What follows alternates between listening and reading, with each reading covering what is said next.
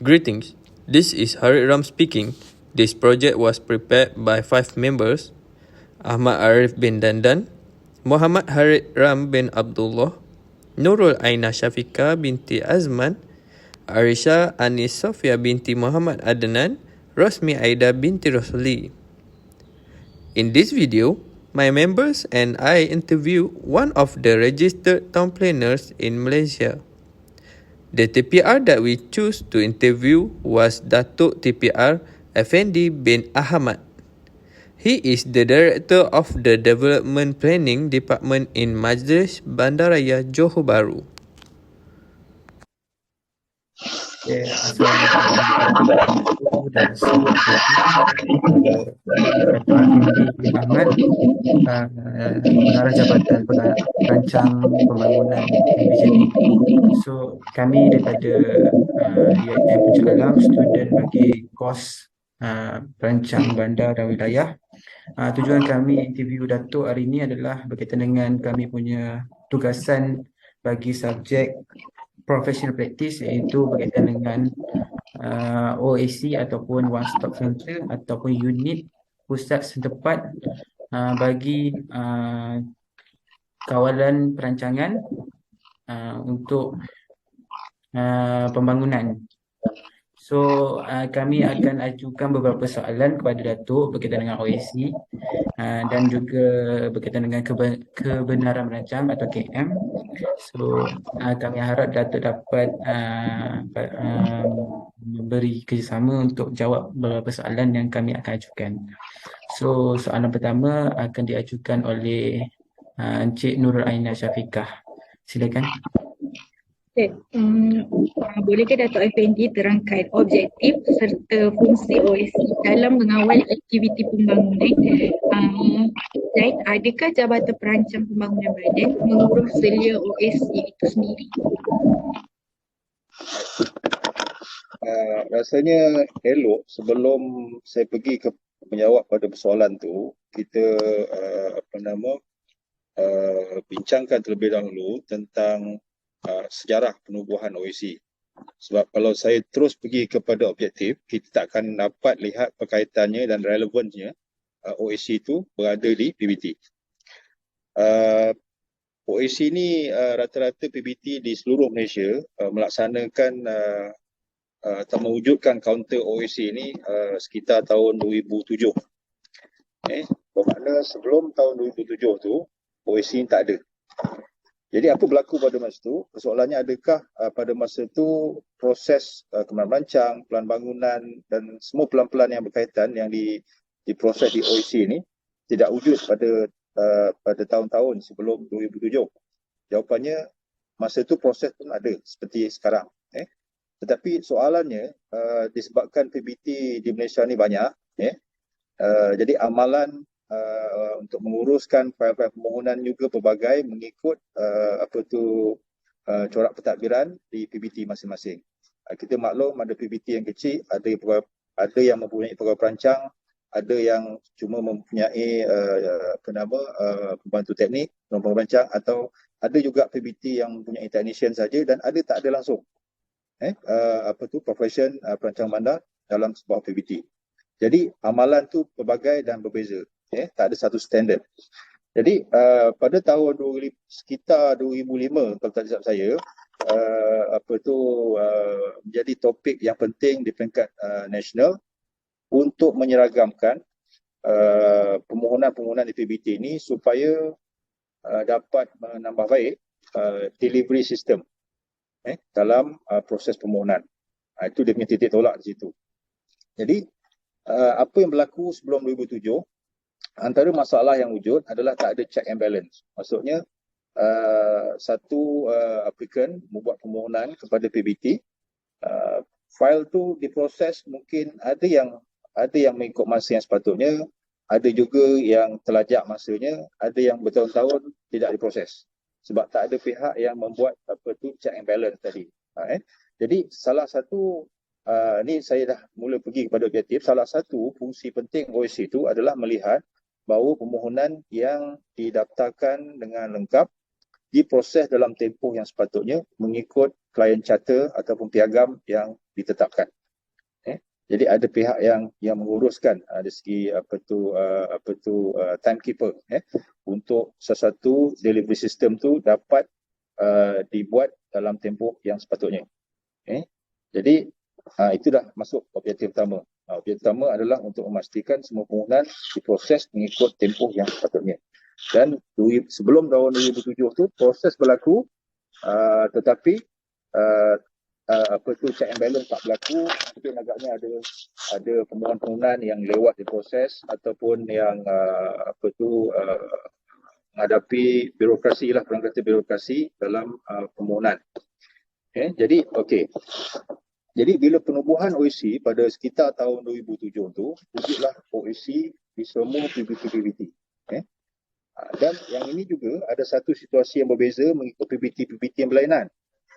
Dengan kemasukan PBT, OAC ni umumnya adalah pegawai yang dia panggil secondment, dipinjamkan ataupun cadre post yang dipinjamkan daripada Plan Malaysia untuk ditempatkan di semua PBT-PBT. Jadi persoalan di situ adalah situasi yang berbeza. Ada PBT yang pada ketika itu telah mempunyai satu organisasi yang lengkap. Umumnya PBT yang besar lah, yang berstatus bandaraya memang dah ada lengkap dengan pegawai perancang yang sebelum penubuhan OAC pun memang dah ada pegawai perancang. Tetapi ada PBT-PBT yang kecil yang tidak mempunyai pegawai perancang bandar. Jadi situasinya adalah bila masuk pegawai OAC daripada persekutuan, daripada Plan Malaysia tu, untuk PBT yang besar, OAC akan melaksanakan kerja-kerja menerima permohonan dan membuat pemantauan. Tetapi tidak memproses, menyemak apa semua tu masih lagi di Jabatan Perancang yang sedia ada. Tetapi bagi PBT-PBT yang kecil, yang tidak mempunyai pegawai perancang, skop untuk memproses itu daripada A to Z, menerima, menyemak, membawa ke mesyuarat, mengeluarkan keputusan, semua dilaksanakan oleh pegawai OAC yang seconded to PBT tadi daripada Plan Malaysia. Jadi ya amalan dia begitu. Cuma akhir-akhir ni kebanyakan PBT mostly dah adalah pegawai perancang sendiri yang dilantik oleh PBT lah. Keadaan begitu. Jadi berbalik pada objektif tadi, kita dah faham dia punya history dia, background dia sebelum 2007 dan 2007 sehingga kini. Jadi antara pertama tadi saya dah sebut bahawa PBT itu dia menerima permohonan. Maksudnya permohonan lengkap daripada PSP, Principal Submitting Person, lengkap, didaftarkan di kaunter OAC. Didaftarkan. Maksudnya kalau didaftarkan hari ini, dia punya time frame atau KPI masa tu bermula hari ini, mengikut klien charter berapa lama. Sebagai contoh, 102 hari lah contoh yang amalan yang 102 hari. Maksud dalam tempoh 102 hari itu, permohonan itu mesti ada keputusan sama ada diluluskan, ditolak, ataupun dia tak ada lagi lah untuk pematuhan syarat dah selesai. Maksudnya diluluskan endorsement ataupun ditolak 102 hari. Itu pertama, dia menerima permohonan, lepas tu mengedarkan kepada semua jabatan-jabatan yang berkaitan. Untuk jabatan memproses tu adalah jabatan perancang PBT lah. Tapi diedarkan juga kepada semua related department yang membuat semakan dan ulasan. Sebagai contoh, untuk pemerancang tu dia banyak PBT atau banyak technical agencies yang lain. Dia akan serahkan dia circulate kepada JPS, kepada JPR, kepada DOE, kepada apa lagi, pejabat tanah, kepada Plan Malaysia untuk membuat semakan dan ulasan. Tetapi ulasan ini akan dikumpulkan di Jabatan Perancang PBT. Jabatan Perancang akan membuat semakan teknikal perancangan kita mengikut dasar-dasar garis panduan PBT dan compilekan perkara ini, dijadikan dalam bentuk kertas kerja, diangkat kepada jawatankuasa OAC untuk dibuat pertimbangan. Ada begitu dia punya proses dia, flow dia. Jadi tadi saya dah sebut menerima permohonan itu salah satu fungsi OAC. Kedua, membuat edaran kepada jabatan-jabatan berkaitan, dan selepas itu menjadi urustia kepada mesyuarat OAC itu, catatan minit, keputusan dan sebagainya, dan seterusnya akhir sekali mengeluarkan keputusan jawatankuasa tadi kepada memaklumkan kepada pemohon. Roughly begitu.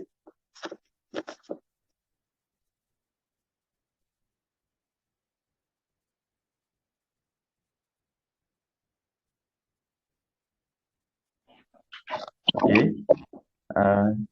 Dengar Encik Datuk. Untuk soalan seterusnya, prosedur bagi permohonan kebenaran merancang dekat PBT adalah permohonan pemajuan yang dikemukakan kepada unit pusat setempat, itu One Stop Center, dan diproses oleh Jabatan Perancang Permohonan merujuk kepada Akta Perancangan Bandar dan Desa 1976, Akta 172. Apakah prosedur yang perlu dilalui dalam proses permohonan kebenaran merancang tersebut? Boleh jelaskan? Saya terangkan dalam jawapan yang pertama tadi, tetapi saya akan elaborate semula specifically mengikut soalan yang kedua itulah. Jadi prosedurnya adalah dalam akta ada pertama di pihak pemohon yang melantik perunding private consultant untuk menyediakan plan yang yang dicadangkan ataupun permohonan yang dicadangkan. Ini berserta plan layout ataupun plan binaan dan juga LCP lah. Itu perkara yang asas. Kedua, selain daripada plan dan juga LCP, pihak pemohon juga perlu mengambil kira pematuhan kepada garis panduan ibu kuasa kuasa. Kita maklum bahawa dalam KM ni adalah mall untuk penyediaan plan-plan yang lebih terperinci. Selepas daripada kelulusan perancang ni akan ada plan bangunan, plan jalan infrastruktur, plan landscape, tapi mall dia bermula pada KM. KM. Jadi sudah tentu pematuhan perkara yang wajib dalam plan perancang ini perlu meliputi pelbagai keperluan daripada pelbagai agensi. Bukan piawaian perancangan saja, bukan garis panduan perancangan saja, tetapi mengambil kira juga keperluan akta-akta dan juga dasar-dasar garis panduan daripada agensi teknikal yang lain. Apa contohnya? Contohnya untuk mematuhi keperluan oleh pihak JPS, JPS ada garis panduan MASMA, saliran mesra alam tu kan.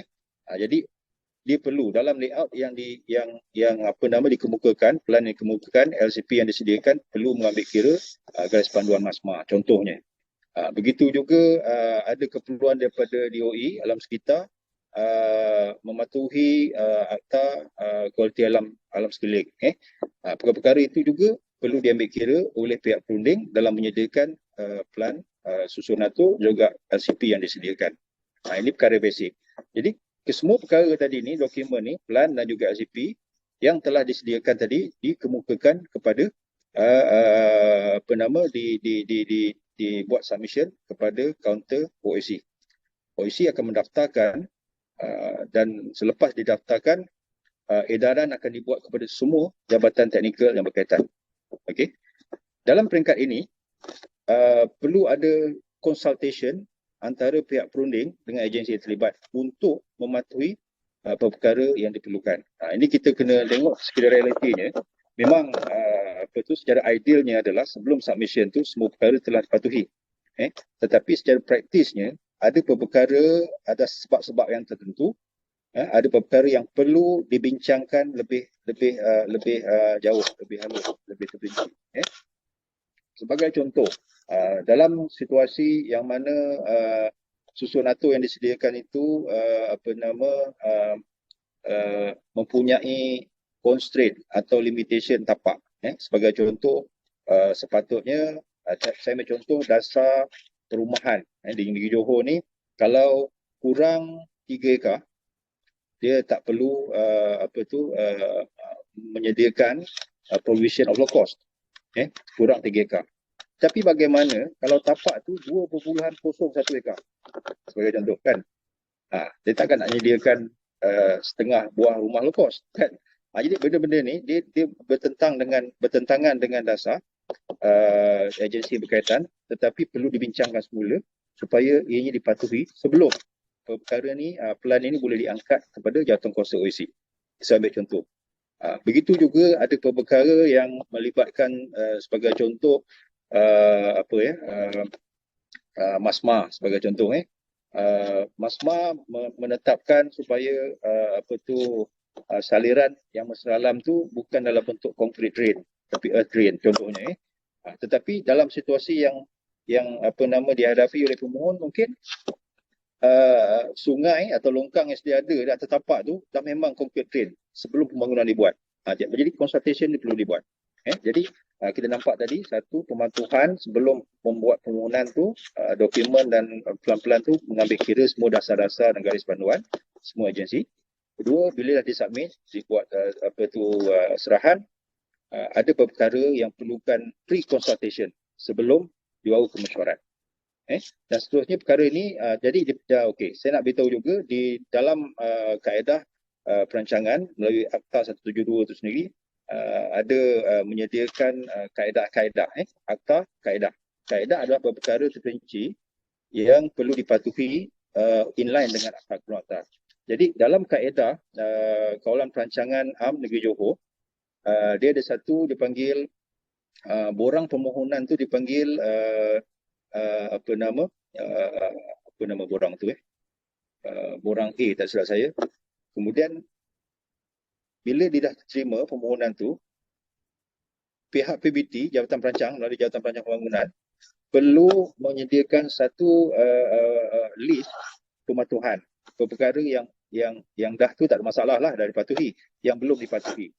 Jadi diberikan tempoh dalam masa 14 hari contohnya untuk dia dipatuhi. Selesai pematuhan ini, tempoh pematuhan ini, barulah kita angkat kepada Jawatankuasa OSC untuk pertimbangan Jawatankuasa. Okey, itu secara umum bagaimana prosedur ataupun keperluan-keperluan yang perlu dibuat dan dilaksanakan oleh pihak pemohon sebelum pihak PBT boleh mempertimbangkan dalam Jawatankuasa OSC.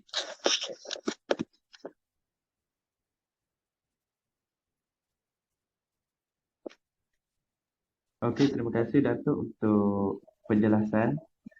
Saya serahkan soalan kepada Arisha Sofia.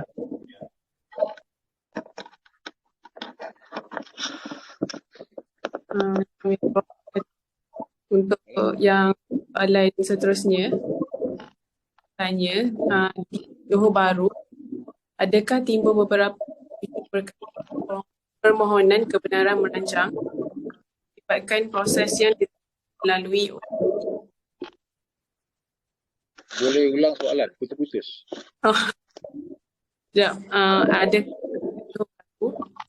Adakah timbul beberapa isu-isu yang berkaitan permohonan kebenaran merancang, terutama yang melibatkan proses dilalui?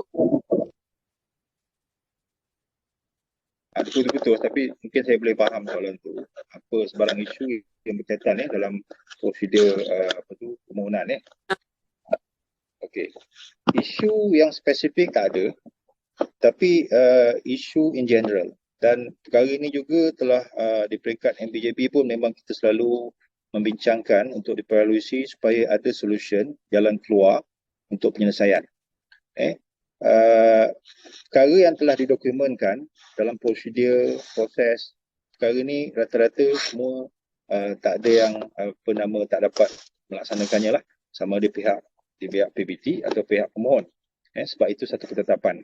Cuma tinggal lagi untuk menambah baik, kita melihat bahawa yang ini kita dah adakan satu perundingan dengan Persatuan Perunding lah, MIP dan juga Persatuan Arkitek dan lain-lain profession yang berkaitan yang membuat serahan permohonan.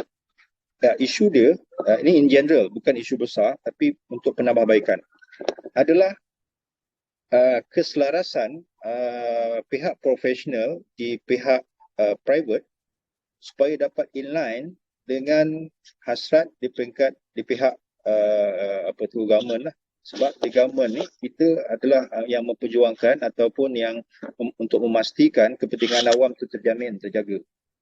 Sedangkan pihak perunding itu adalah pihak yang di-appoint by developer, pemohon. Jadi macam mana kita nak memastikan bidang profesional, kita bercakap tentang professionalism tu, sebab tak kira kita di pihak private atau pihak awam, kita mempunyai prinsipal yang sama, etik yang sama sepatutnya. Tetapi when come to the submission ni, kadang-kadang kita mempunyai interest yang berbeza. Yang di pihak kerajaan, dia akan bawa kepentingan awam. Mesti contohnya parking mesti cukup, tak boleh kurang. Tapi pihak pemohon biasalah, dia orang minta supaya boleh tak kurang sikit, berapa persen. Begitu juga kawasan lapang, mandatory sepatutnya 10%. Dalam apa garis panduan satu Malaysia 10% minimum. Lebih tak apa. Tetapi kadang-kadang dia orang negotiate juga supaya boleh dikurangkan. 10% untuk 10 hektar tak banyak. Tapi kalau bayangkan pemajuan tu 1000 hektar, 2000 hektar, 10% berapa? Jadi dia cuba try to reduce that figure. Jadi ini yang membawa kepada satu keadaan yang tak selari, di mana pihak profesional private tadi tu biasanya dia akan mengambil kira permintaan daripada pihak pemaju yang memberikan atau membayar kos-kos perundingan tadi. Tetapi di pihak awam, saya di pihak PBT ingin memastikan supaya perkara yang termaktub dalam garis panduan piawaian itu merupakan perkara yang wajib dipatuhi. Jadi dia tak inline. Jadi apa yang kita dah rundingkan sebelum ni, supaya pihak-pihak badan profesional tadi, di pihak private tadi, dapat bukan kita punya bukan satu pihak yang berjalan secara berasingan, tetapi selari. Saya kata dengan MIP contohnya, Presiden MIP, kita nak jadikan MIP ataupun perancang bandar di pihak private itu, ataupun arkitek ataupun engineers, be a part of us. Mereka adalah sebahagian daripada kita. Yang mana mereka ni adalah duta, kalau perancang lah. Mereka adalah duta perancangan untuk apply di sektor pembangunan. Maksudnya mereka menjadi lidah dan juga juru cakap ataupun yang membawa mesej supaya perkara-perkara yang ada dalam garis panduan, dalam piawaian itu patut dipatuhi without compromise. Itu yang ni. Sebab sebelum ni yang berlaku adalah mereka melaksanakan permintaan daripada pihak pemohon, pemaju. Minta kurang tu negotiate. Jadi masalahnya adalah kita tak mahu pembangunan yang kurang parking, yang kurang kawasan rekreasi, yang kurang tu dan kurang ini. Tetapi kalau boleh mereka bercakap bagi pihak kita, dalam proses design stage tu, mereka design stage tu memang perancang bandar di PBT tak terlibat. Design stage tu dibuat oleh pihak konsultan. Jadi konsultan mengetengahkan perkara yang wajib tu dalam mereka bentuk. Kan? Tapi soal pemaju untuk membuat rayuan, untuk dipertimbangkan rayuan mereka itu perkara yang perlu dipertimbangkan separately. Tetapi design stage perlu mengambil kira keperluan-keperluan teknikal yang lengkap. Jadi apa yang kita buat, kita dah ada buat satu MOU dengan pihak perunding-perunding swasta yang melibatkan perancang bandar, arkitek, engineer, surveyor dan sebagainya. Untuk menandatangani MOU supaya mereka adalah menjadi sebahagian daripada kita memegang prinsip-prinsip dalam profesionalism masing-masing. Jadi itu yang kita dah buatlah. Jadi ini saya kata tadi bukan isu, tapi penambahbaikan pada masa akan datang yang kita boleh lihatkan. Kerana situasi yang kita lihat tu adalah ketidakselarasan lah dalam menyediakan cadangan-cadangan yang masih dilihat ada yang belum sepenuhnya berpaksikan kepada keperluan-keperluan perancangan yang sebenar. Jadi itu saja soalan-soalan yang kami ajukan kepada Datuk. So kami ingin berterima kasih kepada Datuk kerana meluangkan masa untuk kami untuk menerima soalan-soalan yang telah kami ajukan. Kami harap Datuk dapat yang lebih terbaik untuk masa-masa akan datang dan doakan kami untuk lulus subjek ini, Datuk ya. Saya pun nak ambil untuk memanjangkan rasa terima kasih saya kerana membuat membuatlah bersama pihak MBJP, dan saya mendoakan semoga semua yang ada dalam sesi pagi ini dapat menjalani kursus Sarjana Muda Panjang Bandar dengan jayanya. Dan satu pesan saya adalah dalam pembelajaran ni dia memerlukan satu eksplorasi tanpa limitasi. Maksudnya dia bukan dikongkong ataupun dia limited dengan apa yang kita baca, tetapi melalui pemahaman yang kita perolehi daripada pergaulan, kita explore, kita expose dengan perkara yang sebenar by practice.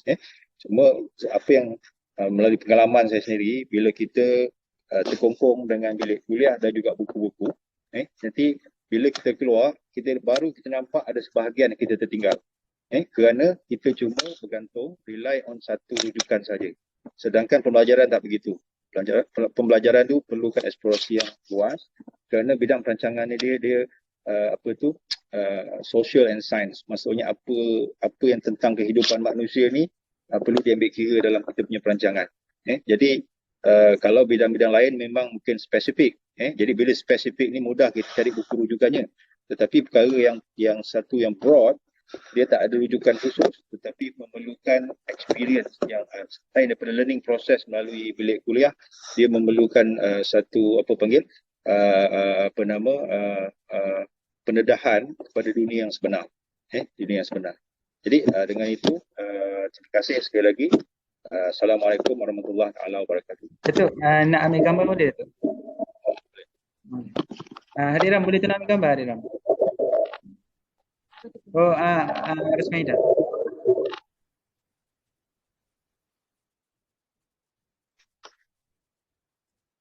Baik, terima kasih Datuk. Terima kasih. Assalamualaikum.